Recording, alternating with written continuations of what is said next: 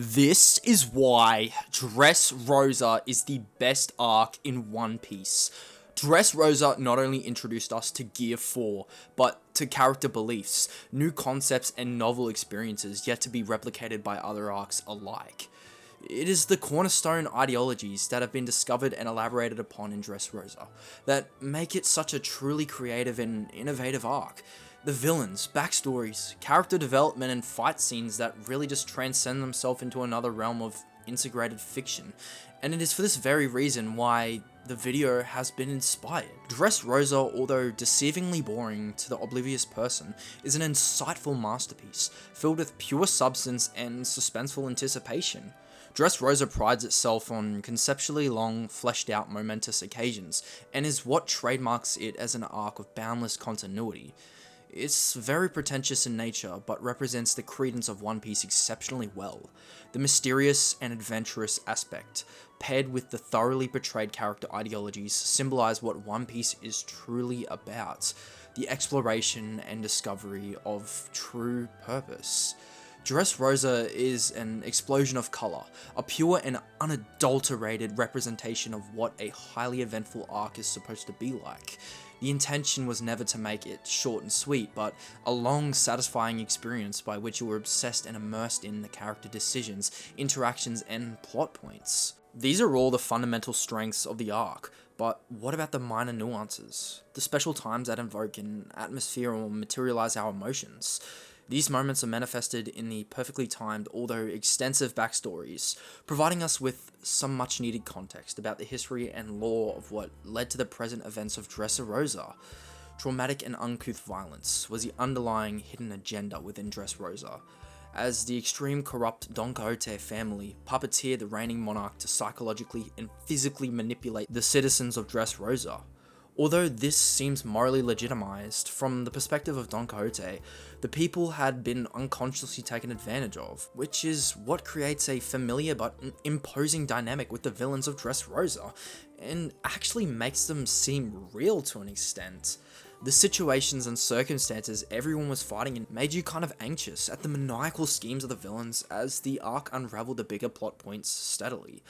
I personally found the juxtapositioning of the Straw Hats versus Don Quixote family to be refreshing, as the Straw Hats symbolized the empathetic heroes against the manipulative but purpose-driven villains. Despite the villains being evil, they actually had a different perspective from the start, encompassing that trademark ideological focus point we mentioned earlier, because most if not all Don Quixote was somehow caught up after experiencing discrimination and judgment at the face of the world, and interestingly enough, connected them in some weird, convoluted way. Whether or not this justifies their heinous actions or not, it compounds to the greatness Dressrosa already has, but one cannot simply illustrate just how profound and extravagant of an arc Dressrosa is through its narrative incentive. Instead, it's the philosophical intricacies, match well with the well-written characters of One Piece, and the setting with the incomprehensibly astounding world-building, confounds an inconceivably complex yet enjoyable experience. In other words, Dressrosa is inherently boring, but the substance that makes up the majority of its meat which bestows the famous presentation that has always carried throughout the series. The philosophical aspects are further elaborated with characters such as Doflamingo, a broken, fractured man, who lost everything at the hands of human indifference, being exiled and treated as if he was nothing more than a mere insect, later on conceptualizing the inhuman character that is Doflamingo, and his heartless attempts to take revenge on the world that once scorned him into obscurity. This arc's mainly driven by the vengeance, retribution, and punishment for Doflamingo's inhuman treatment. And soon Doflamingo's self-image underwent a transformative change, which made him perceive himself as bad, although deep down, he might have had an ounce of humanity, but it was lost under all the insatiable desires for revenge, which gave him purpose in manipulating and controlling others for his own selfish objectives. But this hatred and violence eventually spread, creating the negativity surrounding Dressrosa's past, a once peaceful, tranquilly known country, forced into madness from the inherent Machiavellianism of Doflamingo, but more importantly, human intentions.